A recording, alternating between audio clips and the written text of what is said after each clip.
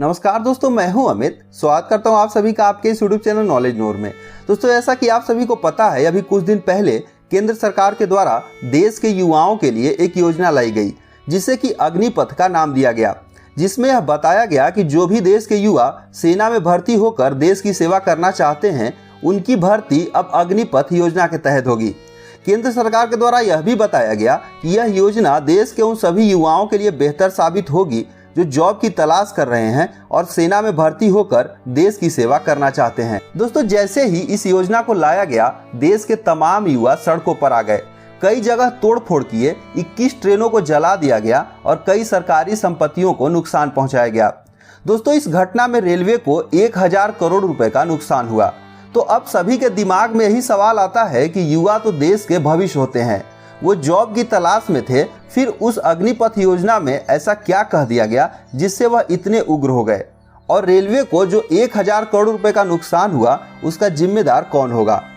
तो दोस्तों, इस चीज को समझने के लिए हम केंद्र सरकार के फैसले और देश के युवाओं की मांग दोनों को विस्तार से समझते हैं, ताकि आप खुद से डिसाइड कर सकें कि यहाँ पर गलती किसकी है। दोस्तों, जो भी देश के युवा वाकई में जॉब की तलाश कर रहे हैं, यहाँ पर मैं उन्हें एक बहुत ही बेहतरीन ऑडियो बुक रिकमेंड करना चाहूँगा, how to find job in pandemic era. Kuku FM पर यह ऑडियो बुक आपको मिलेगी, जिसमें आप सीख सकते हैं कि आज के समय में आप जॉब कैसे ढूंढें। दोस्तों, जिन्हें नहीं पता है, मैं उन्हें बता दूं कि कुकू एफएम इंडिया का एक बेस्ट ऑडियो लर्निंग प्लेटफॉर्म है, जिसकी रेटिंग 4.5 की है। यहाँ पर आपको ढेर सारी ऑडियो बुक के साथ साथ महान वैज्ञानिकों और महापुरुषों की मोटिवेशनल, एजुकेशनल और हिस्टोरिकल बातें और उनकी बायोग्राफी सुनने को मिलेगी, जो आपकी लाइफ बदल देगी।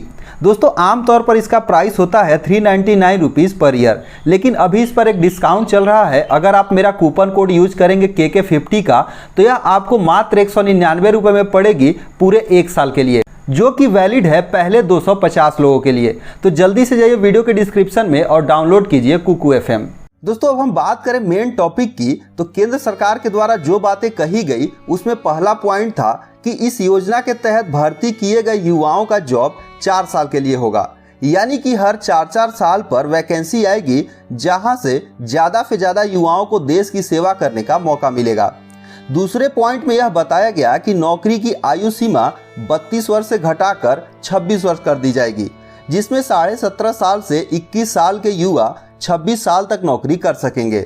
इससे भारतीय सेना में हमेशा यंग युवा ही काम करेंगे। तीसरा पॉइंट यह था कि जितने भी युवा सेलेक्ट होंगे, उन्हें 30,000 से 40,000 रुपये का वेतन दिया जाएगा और उनमें से 25% को परमानेंट कर दिया जाएगा और 75% को 12 लाख रुपए और सेना में काम करने का अनुभव प्रमाण पत्र दिया जाएगा, जिससे उन्हें राज्य सरकार के पुलिस भर्ती में प्राथमिकता मिलेगी।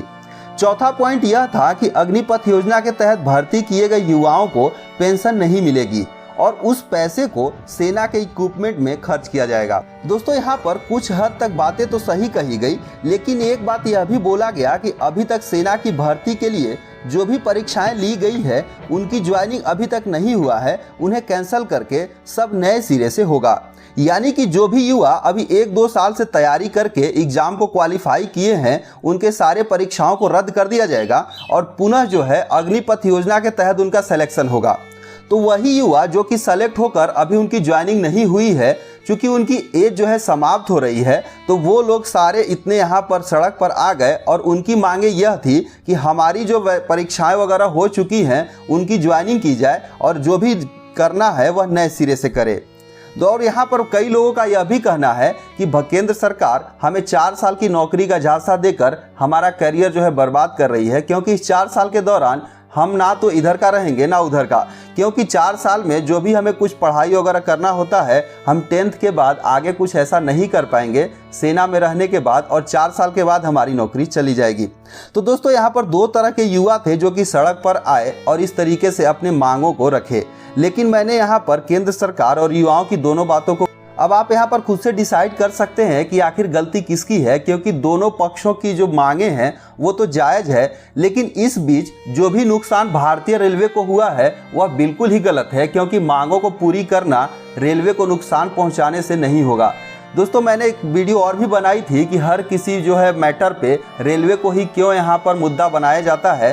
तो उसे आप आई बटन पर क्लिक करके देख सकते हैं। सेम वही चीज़ यहाँ पर भी हुआ है, मांगे कुछ और थी लेकिन इसमें नुकसान रेलवे को हुआ है। सो दोस्तों, यहाँ पर आपकी जो भी राय है कमेंट करके ज़रूर बताइएगा। और इस वीडियो में बस इतना ही, मिलते हैं दूसरे वीडियो में, तब तक के लिए धन्यवाद।